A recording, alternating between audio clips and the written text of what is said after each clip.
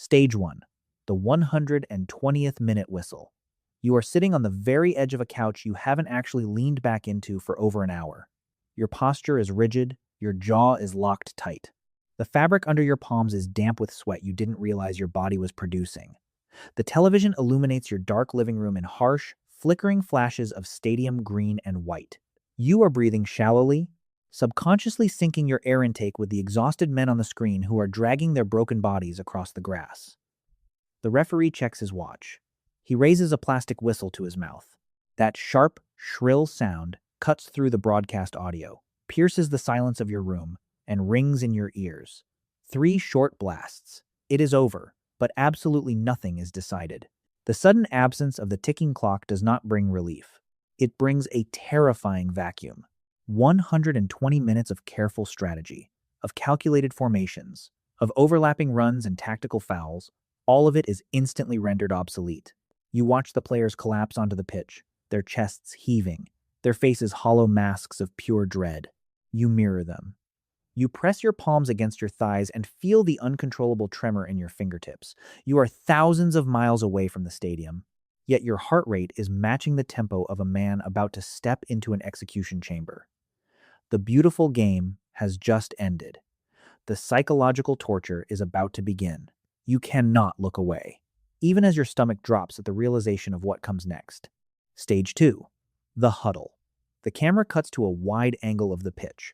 30 exhausted men in grass-stained kits are gathering into a tight, frantic circle. You watch them lock arms, forming a human barricade against the crushing weight of the stadium. Your phone, resting on the glass coffee table, has been vibrating relentlessly for the last 20 minutes. Group chats firing off rapid, panicked messages, caps-locked screams of anxiety. You pick it up, you type a half sentence, but your thumb hovers over the glass screen. You delete it. Suddenly, the notifications stop. The digital noise freezes completely. Millions of people, just like you, have simultaneously realized that words are now utterly useless. You set your drink back down because your hand is shaking too much to hold it without the ice clinking against the rim. On the screen, the manager is standing in the center of the huddle, pointing at a clipboard that no one is actually reading. The players are nodding, but their eyes are vacant. They are staring thousands of yards past him, projecting themselves into the lonely, terrifying geometry of the penalty box. You are witnessing the ultimate contradiction of the sport. They are huddled together in a desperate display of brotherhood, seeking comfort in the collective, just moments before they are forced to step out and face the firing squad completely alone. The huddle breaks. The circle unravels. The safety net dissolves. The broadcast cuts to a tight close-up of a single player separating from the pack, his head bowed. Your throat tightens as he takes his first step. Stage 3. The walk to the box. The distance from the center circle to the penalty spot is exactly 50 yards. Under normal circumstances, a professional athlete covers it in a matter of seconds. Right now, as the broadcast camera tracks the first kicker from behind, it looks like a death march across an endless, green desert. You watch him walk. His strides are unnaturally slow, deliberate, heavy with the terrifying burden of setting the tone for everything that follows. He stares straight ahead, refusing to make eye contact with the towering frame of the goalkeeper, refusing to look at the massive wall of screaming fans behind the net. The stadium audio picks up the low, guttural roar of the crowd, a tidal wave of hostility designed to break his mind before his boot even touches the leather. You can practically feel the oxygen thinning in your living room. You swallow, but your mouth is completely dry. It feels like swallowing sand. You are projecting every ounce of your own paralyzing anxiety onto the solitary figure on your television screen. You notice the microscopic details that betray his calm exterior, the rapid, nervous wiping of his palms against his shorts, the slight, involuntary twitch in his jaw, the way he bends down and places the ball on the chalk mark as if it were a fragile bomb rigged to detonate. He takes 3 measured steps backward. He breathes out, a long, visible exhale that does absolutely nothing to steady the violent trembling in his core. He is utterly alone in a stadium of 80,000 people, and you are utterly alone on your couch, tethered to his fate by an invisible, suffocating thread. The referee steps back. The plastic whistle touches his lips. The agonizing wait is over, immediately replaced by something much worse. Stage 4. The first kick. The whistle blows. It is a sharp, clinical sound that severs your last intact nerve ending. The player begins his run-up. He stutters his step. Your stomach lurches. Why did he stutter? You lean so far forward, your chest nearly touches your knees. You grip your own hands together so tightly that your knuckles turn bone white, the joints aching under the pressure. You are engaged in the ultimate illusion of control, the absurd, desperate belief that if you stare hard enough, if you hold your breath long enough, your sheer willpower can manipulate the physics of a sphere spinning through the air of a continent away. The boot strikes the leather. The sound is a dense, violent thud that reverberates heavily through the broadcast mix. For precisely zero point 0.4 seconds, time dilates into a suffocating crawl. The ball hangs suspended against the stadium lights. The goalkeeper's body extends into a desperate horizontal line. Then, the resolution. The net bulges violently, or the ball ricochets off the crossbar with a metallic clank that sounds exactly like a car crash. The result almost doesn't matter. The psychological dam breaks either way. A toxic wave of cortisol and adrenaline floods your system so fast it makes you physically dizzy. If it's a goal, you don't feel joy. You feel a hollow, fleeting stay of execution. If it is a miss, it is a blunt trauma blow to your sternum. A sudden, crushing weight that makes it genuinely difficult to draw oxygen. You collapse back against the cushions, gasping. You survive the first shot. But the relief lasts exactly 3 seconds. The graphic in the top corner of your television ticks over. The math has shifted. The equation is now actively working against you in ways your exhausted brain is struggling to calculate. And before your pulse can even begin to settle, the camera pans back to the center circle. A different man is already walking. Stage 5. The midpoint shift. It is the top of the third round.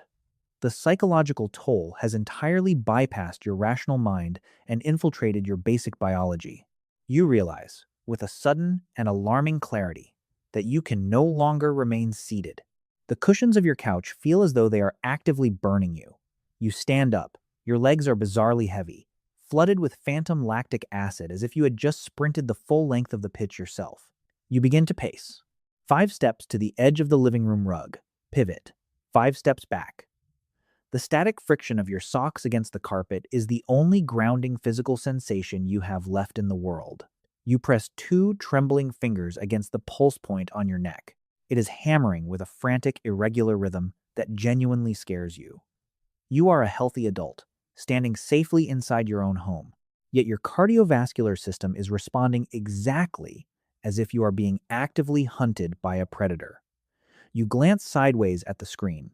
The broadcast graphic updates, the little colored circles filling in at the bottom of the screen. The math has shifted. The precarious equilibrium of the first 2 rounds is gone, meaning every subsequent strike now carries an exponential, crushing weight. The commentator's voice has completely faded into a droning, unintelligible hum, replaced by the loud, rushing sound of your own blood echoing in your ears. You walk into the kitchen, desperately seeking a change in temperature, but you don't even open the refrigerator. You just stand there in the dark, staring blankly at the glowing green digits of the microwave clock, realizing you are entirely trapped. You cannot stop watching, but continuing to watch feels like actively participating in your own physical destruction. You close your eyes to gather a single breath, but a sudden, collective, primitive gasp erupts from the television audio, a sound so sharp it forces you to sprint frantically back to the screen. Stage 6. The save. The camera angle shifts behind the net, placing you directly in the line of fire. You watch the kicker begin his run-up, but this time, the familiar geometry of the shot is broken. The ball leaves his boot with lethal velocity, aimed surgically at the bottom corner, but it never reaches the netting. A neon-gloved hand materializes in the frame, stretching with desperate, agonizing extension. The impact is a sharp, stinging slap of synthetic rubber against compressed leather. The ball deflects outward, spinning wildly into the night air. The net remains utterly empty. Your physical reaction bypasses every evolutionary filter in your brain. You do not decide to move. Your body simply explodes. A guttural, primitive scream rips through your vocal cords, a sound so raw it actually scrapes the back of your throat. You are suddenly off the ground, your fists punching the empty air, or you are collapsing to your knees on the rug, hands pulling at your own hair in pure, unadulterated shock. If the save was for your team, it is an injection of pure, uncut dopamine, straight into your brainstem. A euphoric rush so potent and overwhelming, it actually makes your vision blur. If the save was against you, it is a catastrophic biological failure. A sudden, violent severing of the last rope holding you above the abyss. The stadium audio devolves into an absolute, deafening roar of white noise. On the screen, the goalkeeper is screaming at the sky, beating his chest like a gladiator who just survived the Colosseum. But as you stand panting in the center of your living room, the chemical fire in your veins begins to rapidly recede, leaving behind a cold, terrifying clarity. You look at the updated graphic in the corner. The save didn't end the war. It merely erased the margin of error. The room is violently reset. The playing field is devastatingly level again. And as that chilling realization washes over you, the broadcast transitions into a new, darker phase. A phase where the word strategy no longer applies. Stage 7. Sudden death. The first 5 rounds are over. The illusion of a safety net, the mathematical buffer where a missed kick could still be redeemed, has completely evaporated.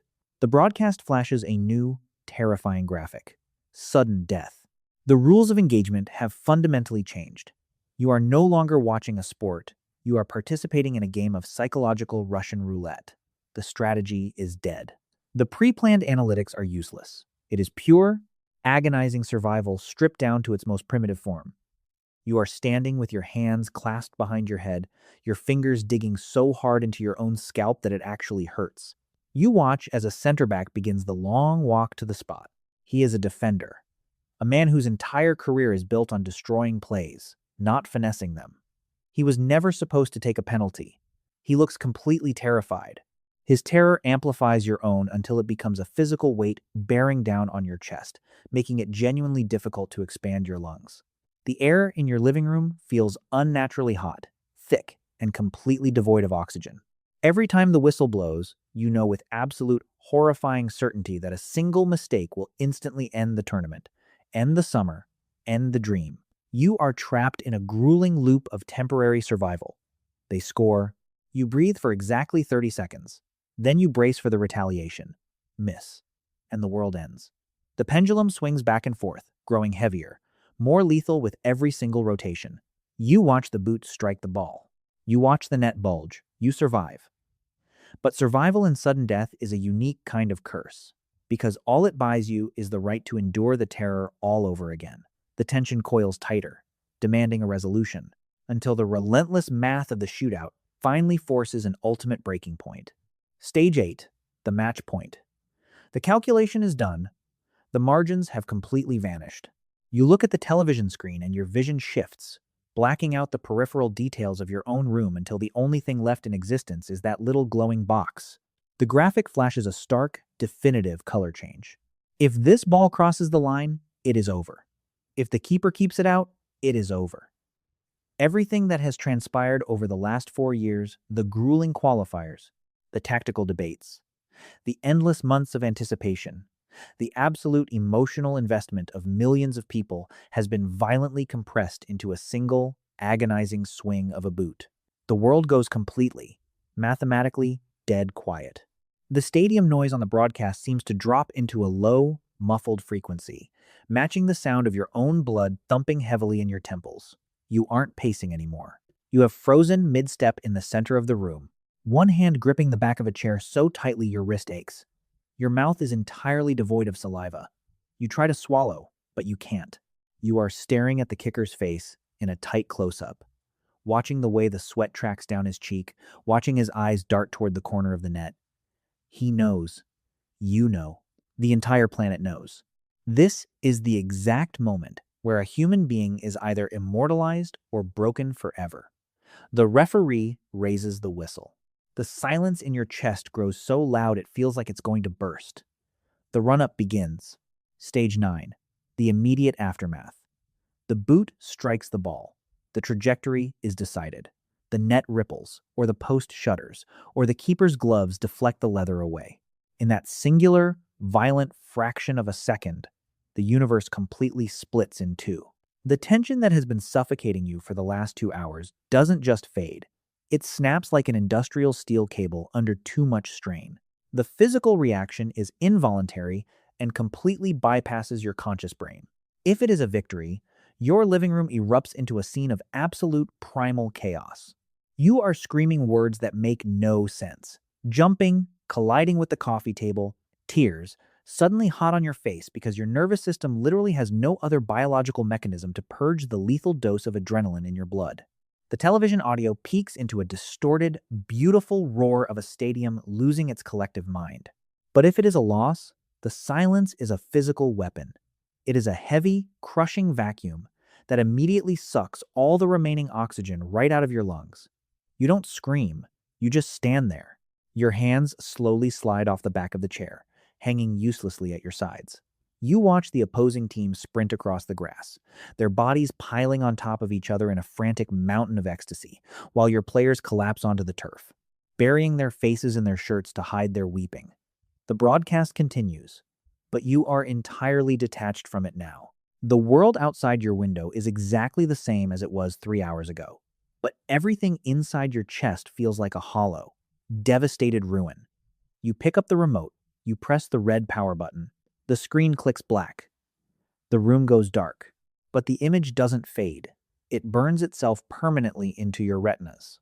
And that is when you realize that while the match is officially over, the psychological haunting has only just begun. Stage 10, the ghost of the kick. It is 4 years later. You are driving home on a random Tuesday, or lying in bed staring at the ceiling. Without warning, it comes back. Your brain unearths the exact geometric trajectory of that spinning ball. You close your eyes, and for a terrifying second, you are right back on the edge of that couch. You feel the phantom adrenaline spike in your chest. You see the agonizing millimeter of space between the leather and the post. It haunts you because it is unresolved trauma masquerading as entertainment. It is the absurd, magnificent cruelty of a sport, demanding everything and guaranteeing nothing. Yet, you know exactly where you will be when the next tournament arrives. You will be sitting in the same spot, willingly surrendering your peace of mind to a game you cannot control. You will do it because the beautiful, agonizing suffering of hope is what makes us feel alive. They will step up to the spot. They always do. The cycle continues.